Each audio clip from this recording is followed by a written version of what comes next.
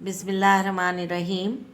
Dawn Children Academy students, today I will teach science to class 5th.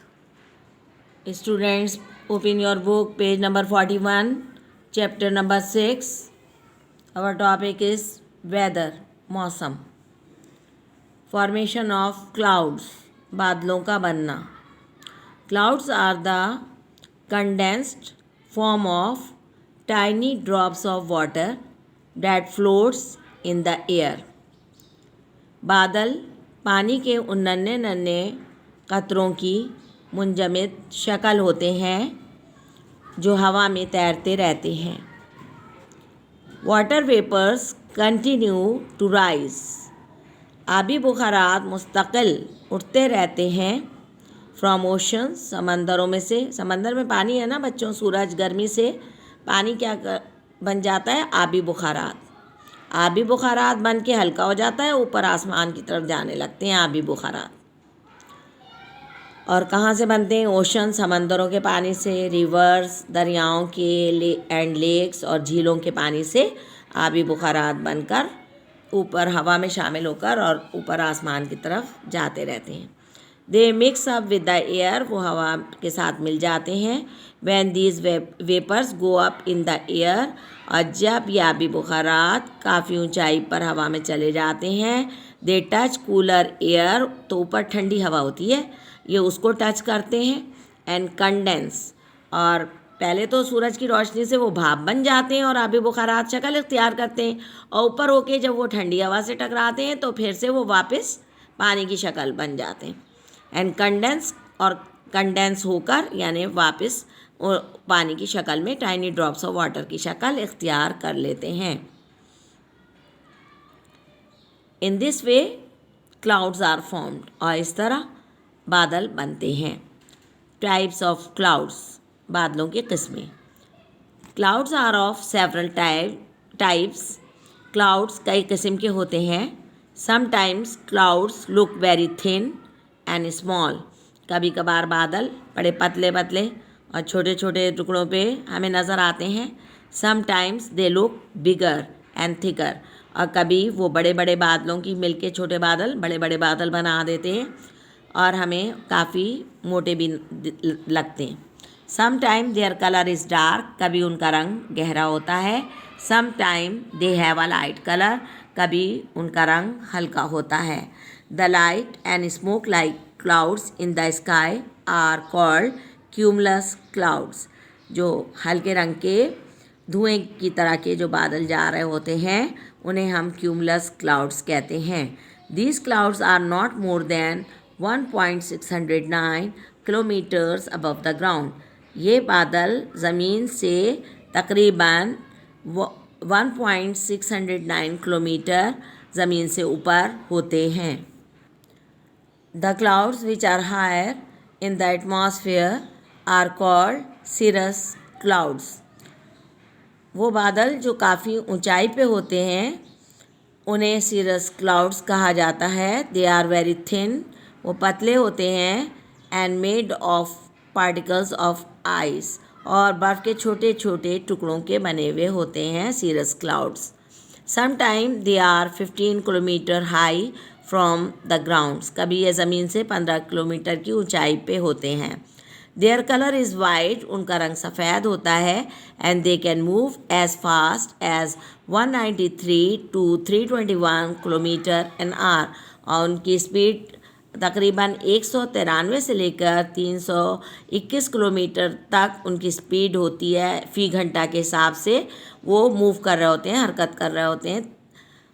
Starts clouds are like a grey sheet covering the sky. Stratus clouds जो होते हैं, बादल होते हैं, ये हल्के सुरमई रंग की एक चादर सी होती है जो आसमान को ढांपे हुए होती है. They are usually an indication of coming rain. यह अमूमन बारिश की आने की अलामत होती है कि बारिश आने वाली है अगर ऐसे बादल आसमान पे नज़र आएँ. In fact they are the clouds which bring heavy rain. हकीकत में यही स्टार्टस क्लाउड्स जो हैं यही ज़मीन पर बारिश बरसाते हैं। रेन, बारिश। Rain is drops of water falling from clouds. Rain पानी के कतरे होते हैं जो बादलों से गिर रहे होते हैं। When water vapours go higher in the air, जब आबी बुखारात काफ़ी ऊंचाई पे जाते हैं हवा में, they touch the cooler air, तो ऊपर जो ठंडी हवा होती है उससे टकराते हैं, उसे छूते हैं। दे कंडेंस, तो फिर वो वापस पानी की शक्ल इख्तियार कर लेते हैं। And gate bigger and bigger, और बड़े बड़े कतरे बनते जाते हैं। दे बिकम सो हैवी, फिर बड़े कतरे बन के वो इतने भारी हो जाते हैं।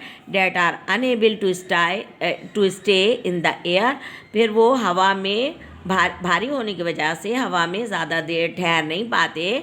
दे begin to fall from the clouds in the form of rain, और वो बारिश की शक्ल में ज़मीन की तरफ बरसना शुरू हो जाते हैं। स्नोफॉल, बर्फबारी। When water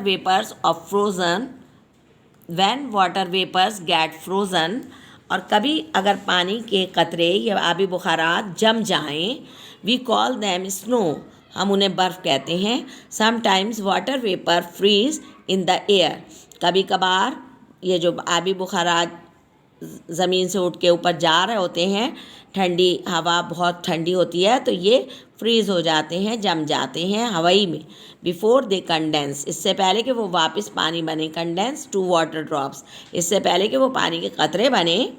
water vapours directly क्या बन जाते हैं, यानी बर्फ़ बन जाते हैं, फ्रीज़ हो जाते हैं। दिस इज़ स्नो, ये बर्फ़ है। Usually it falls on hills and mountain, अक्सर ये छोटी पहाड़ी और बड़े पहाड़ों के जो इलाका जात हैं, रीजन्स हैं, वहाँ बर्फबारी होती है, गिरते हैं।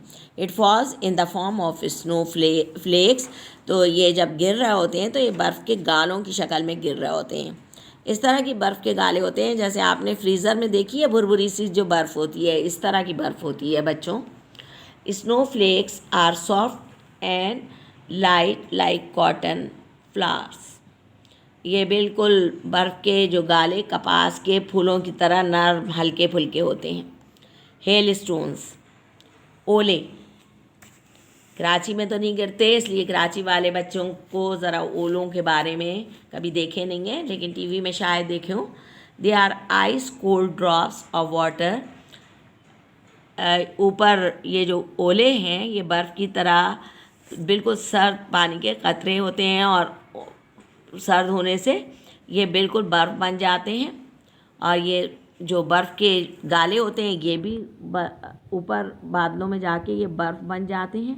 These frozen drops fall from the clouds, फिर ये जो कतरे पानी के जमे हुए हैं और बर्फ़ की शक्ल में फ्रीज़ हुए हुए हैं पानी के कतरे, ये बादलों से गिरते हैं। And while falling down they hit other drops, और जब नीचे गिर रहे होते हैं तो बीच में जो बर्फ़ के गाले होते हैं वो और उस पर बर्फ़ लिपट जाती है और वो स्नो फ्लेक्स बना लेते हैं। A layer of snow covers the frozen drops, और ये जो पानी के कतरे जमे हुए पानी कतरे होते हैं इस पर बर्फ़ के गाले लिपट जाते हैं।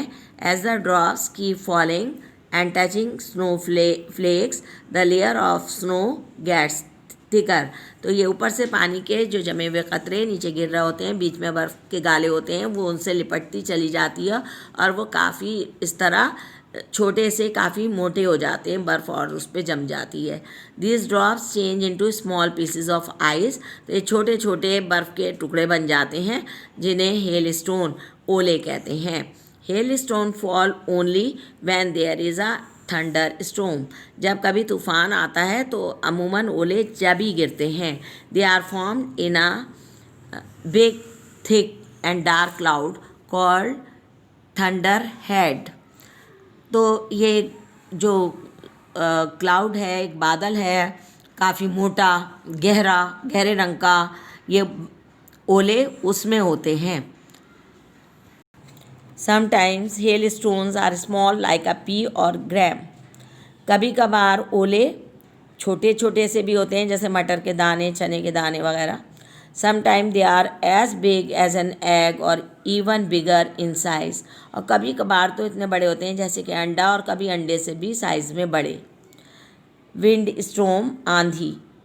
When air gets hot, जब हवा गर्म हो जाती है तो पता है बच्चों, हल्की हो जाती है, उसका वज़न कम हो जाता है. जब हवा गर्म हो जाती है तब हल्की हो जाती है.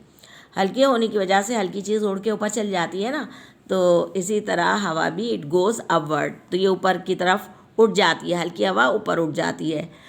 Cool air rushes in to take its place. तेज़ी से ठंडी हवा आने लगती है ताकि उस जगह पे आ जाए जहाँ से गर्म हवा ऊपर चली गई है, जगह खाली है.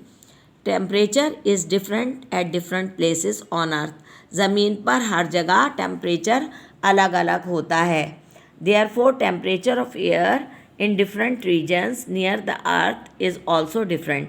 तो हवा का जो दर्जा हरारत होता है वो भी मुख्तलिफ होता है. मसलन ज़मीन अगर गर्म है तो ज़मीन के करीब की जो हवा है वो गर्म होगी, उससे ऊपर ज़रा ठंडी होगी और ऊपर ठंडी होगी. और ये जो गर्म हवा नीचे की जो गर्म हवा है ये फिर ऊपर उठना शुरू हो जाएगी और ठंडी हवा उसकी जगह ले लेगी. When hot air goes up and cool air rushes to fill the gap, जब गर्म हवा हल्की होके ऊपर चली जाती है और ठंडी हवा उसकी जगह लेती है, a strong wind begins to blow, तो बड़ी तेज़ हवा चलना शुरू हो जाती है. Cold wind blows from region of low temperature on earth towards a region of high temperature. ठंडी हवा चलकर जहाँ टेम्परेचर ज़मीन का कम होता है वहाँ से चलती है और उस जानिब बढ़ती है और जाती है जहाँ ज़मीन का टेम्परेचर हाई होता है, क्योंकि जहाँ ज़मीन का टेम्परेचर हाई हो जाता है वहाँ की जो अपनी हवा होती है वो गर्म होके कहाँ जाती है, ऊपर उठ जाती है, वो जगह खाली हो जाती है. तो फिर जो ठंडी हवा जहाँ की ज़मीन ठंडी होती है उस जानिब से हवा फ़ौरन उड़ना शुरू हो जाती है और किस जानिब आती है, जहाँ ज़मीन का टेम्परेचर ज़्यादा है, क्योंकि वहाँ की हवा पहले ही उड़ के ऊपर उठ चुकी होती है. When this wind gets stronger, और जब यह हवा खासी तेज़ हो जाती है, we call it wind storm, हम इसे आंधी कहते हैं या हवा का तूफ़ान कहते हैं. The wind storm causes great damage on earth. आंधी या हवा का तूफ़ान काफ़ी तबाही लेकर आता है ज़मीन पर. It destroys crops, फसलें तबाह कर देता है, गार्डन्स और बागात को, एंड स्मॉल हाउसेस और छोटे मकानात जो ज़्यादा मजबूत नहीं होते वो भी हवा की वजह से काफ़ी डैमेज हो जाते हैं, नुकसान पहुंच जाता है उन्हें. It uproots trees, electric poles and telephone poles. तेज़ हवा चलने की वजह से जो बिजली के खंभे होते हैं, टेलीफोन के पोल्स होते हैं और दरख्त उखड़ जाते हैं अपनी जड़ों से. तेज़ चलती हैं, पत्ते हिलते हैं, तेज़ हवा से उसका प्रेशर होता है, उससे बिजली के खंभे, टेलीफोन के खंभे, दरख्त अपनी जड़ों से उखड़ के और सब ज़मीन पे गिर जाते हैं, छोटे मकान तबाह हो जाते हैं. इस तरह काफ़ी आंधी से, हवा के तूफ़ान से काफ़ी तबाही पैदा हो जाती है. बच्चों ये चैप्टर मैंने पढ़ाया, इससे पहले आपकी साइंस की टीचर ने आपको तमाम चैप्टर पढ़ा दिए थे. उनसे मुतालिक आपके पास कॉपीज़ के ऊपर काम मौजूद है. वो तमाम आप क्वेश्चन और उनके answer, fill in the blanks, choose the correct answer, ये सब आप तमाम चैप्टर्स के जो आपकी कॉपी में मौजूद हैं उनको याद करिए, दोहराइए, और ख़ासकर क्वेश्चन का आंसर याद करने के बाद उसकी स्पेलिंग ज़रूर याद कर लिया कीजिए, क्योंकि लिखने में जब आप गलती अगर इम्तहान में करेंगे तो आपके नंबर कम हो जाएंगे. स्कूल खुलने के बाद आपके इम्तहानात होंगे, इम्तहानात लिए जाएंगे. इम्तहानात की तैयारी जारी रखिए, बहुत ध्यान से रोज़ाना बाकायदगी से बैठकर याद किया कीजिए. टाइम टेबल बनाइए अपने पढ़ने का. सारा वक्त अपने खेल कूद में या बाहर ना गुजारें, बल्कि अपना मुकर्ररा वक्त पे अपने टाइम टेबल के मुताबिक रोज़ाना बैठकर याद करें, पढ़ा करें, इम्तहान की तैयारी किया कीजिए. स्टूडेंट्स, अभी तक बहुत से बच्चों की स्कूल की फ़ीस जमा नहीं हुई है. स्कूल की फ़ीस आप लोग जमा कराइए.